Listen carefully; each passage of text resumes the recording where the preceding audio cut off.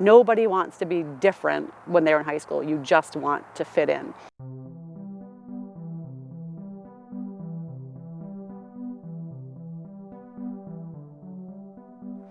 So my vision is called Stargardt's disease. It's a progressive vision loss. Most people get it in the early adolescence, and it progresses, degenerates all the way through your life until usually the mid-50s or 60s. You don't go totally blind, but you lose all of your central vision, so you only have peripheral vision. So I first lost my vision starting at age 9 in 3rd grade. So if you can imagine not being able to see the leaves on the trees anymore, not being able to see like the letters on the chalkboard, things like that. That wasn't too bad, kids didn't pick up on it. But what did happen is I started losing some of my central vision, so I could no longer look people directly in the eye. Some of the kids told other kids that, I was like a witch and things like that. So that was really hard at first.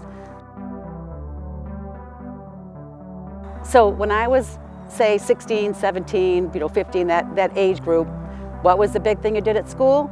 You played sports. Guess who couldn't play sports? That was so hard.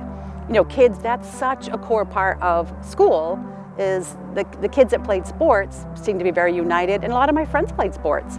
I guess grief, your vision gets worse, now you have to give up riding a dirt bike.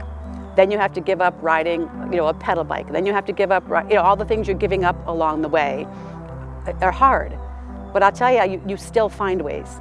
You may have to do things differently, but you will do them. I had such great friends though. My friends didn't care. I worked after school 2 days a week at Roy Rogers, making burgers, doing chicken and French fries. And a lot of my friends worked there. It was a great place to be because you fit in, you're all working, doing the same thing, making money, doing things. And my friends never, ever thought differently of me. They knew they had to pick me up because I couldn't drive, might have to point something out to me because I couldn't see it, but I never felt like my true friends, gave a crap about my vision loss. Like Cindy and Chrissy and Lynn, we became friends in high school, did everything together. So for them, I don't know, it just didn't even seem abnormal. I am who I am, they are who they are. Christine needed to sleep with her blanket. We make sure she had her blanket when she went to bed. I needed someone to read a tag. They read me the tag. It was pretty simple.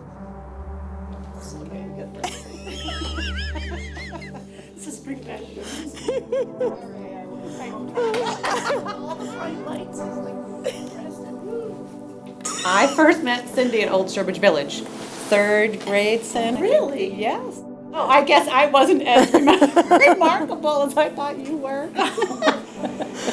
Me and Christine became friends when I puked on her in the 2nd grade. 2nd grade. And we were in the bathroom and I was crying because I got puke on my Holly Hoppy watch. She threw up all over me. She was sitting behind me and I went to run to go and didn't make it. Didn't make it. 2nd grade, Mrs. Groton. And we were like, it's okay. The two of us were like, this is horrible. 2nd grade. Yeah, 2nd grade. Well, the 3 of us are all from Charlton, so we didn't meet Lynn until 7th grade. 7th grade high school. Yeah. When the two towns came together in regional high school, and Lynn came from Dudley, and we were all from Charlton. Lynette, when did we meet? I think we met through Sin. I remember Yeah. 3rd grade at Yeah. City Grade School on the swings. That's when I remember meeting you. And then you had a little thing for your vision. I was like, hey, what is that? Yeah, that's when I lost it, was 3rd grade. Yep. Yeah. What did you have? Cindy took It it. was like a little binocular thing that she was using to see. And I was like, hey, what do you got over there? Take my binocular, take my cane, take... I think I met you guys through Sarah. Yes. I was friends with Sarah first, and then because I think she was closest with you. Yes. Yeah. And then that's when we became friends. That's when the trouble began. Oh. I feel like we were all very different.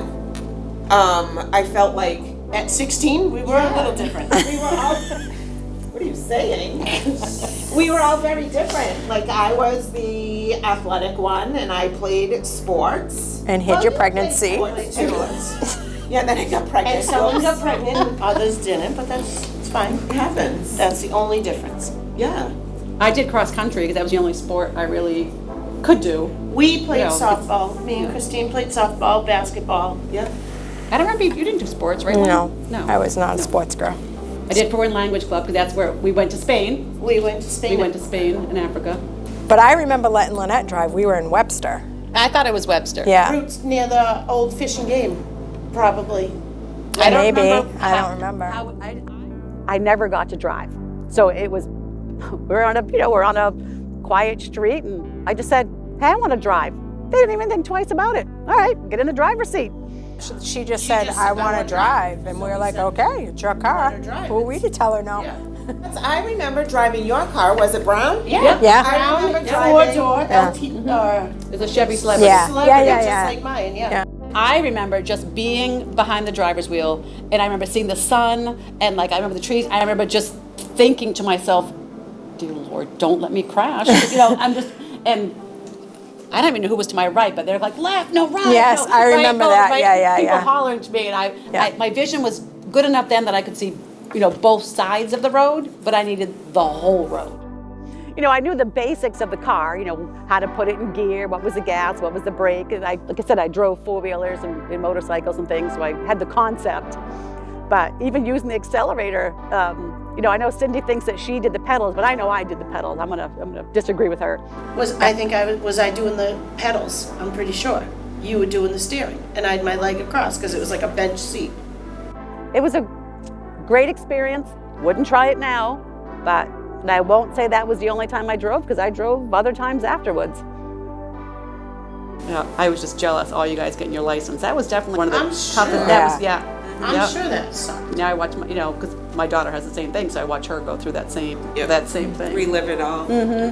But now there's so much more public transportation. Right. I mean, nowadays I just call up and say, I need a ride here, and and then I can get the rides to be more, much more independent now than I was back then. You didn't need to be. You had us. I still have you guys. Yeah. That's how I got here. All right, who's picking her up? And I like that you guys automatically know I'm gonna need a ride. Because there are some people that are acquaintances, might not be best friends like you guys, and they'll say, well, call me if you can't get a ride, or call me, and you guys are always like volunteering. I'm leaving work early Yeah. enough today. I planned time in to grab her and then run. Because We'll have a group chat, depending on which direction we're going in. Right. If we're coming from Sturbridge, my Chrissy gets me. first We're thought going. was you were, but you're coming from work. Right. So then I was like, shit, no, it's me, and I'll get out in time to go grab her and go. But yeah, with like acquaintances, they're like, call me if you need me. And we're like, oh, what time do you need me? You know what I mean? Yeah. Oh, I love you girls. I think we just always had fun no matter what we did. Yeah. And we Yeah, always what? stuck together. If somebody was gonna pick on somebody or do something, we were there and we were gonna kick their asses no matter what. And I still would. I would too, definitely. Point me in the right direction. You're right. I'm gonna do pumpkin carving on Sunday if anybody's interested. I think I'm gonna take my grandkids to, I have my grandkids this weekend. We're gonna go to the trunk or treat at the community center. See, we're old. What day? Sunday. Yeah. The biggest thing I wish people knew about being blind is that's the last thing that matters to me. There are things that I can't do because I am blind. Like, vision takes you away from things. Maybe computers or driving. It takes you away from things, but it doesn't take you away from being a person. And I think a lot of people do see me as, the blind woman, not the woman who has a visual impairment. And that's the difference, getting people to understand that we're people first, disability last. When we were kids and in high school, my vision was stable for several years at a time. So once we got used to things that I couldn't do, they just adapted. They just would say, oh, Lynette, watch out for that sign over there. And you just did. It wasn't a big deal to them. When you hang out with people long enough, like anything, you get to know their strengths, their weaknesses, whether it's vision or likes or dislikes, it was the same thing. And the girls, your close friends are your close friends. You just say, hey, can you tell me what that says? And they would just read it to you. All right, guys. Let's go. Let's go to McDonald's. No, let's go to 21 West. McDonald's was 35 years ago.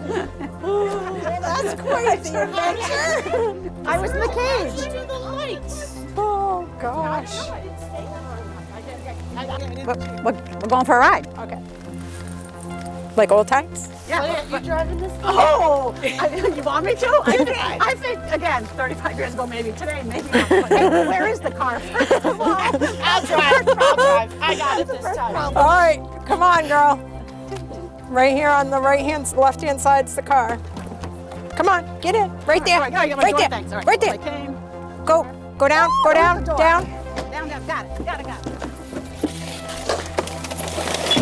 I can't even get in. What's in here? I think it's alcohol. I think it's alcohol too.